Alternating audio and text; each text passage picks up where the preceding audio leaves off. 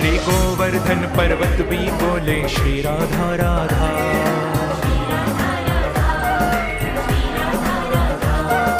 बरसाने के मोर बोले श्री राधा राधा।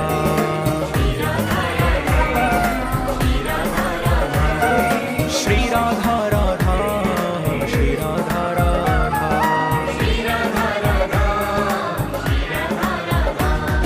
श्याम सुंदर की वंशी बोले श्री राधा राधा।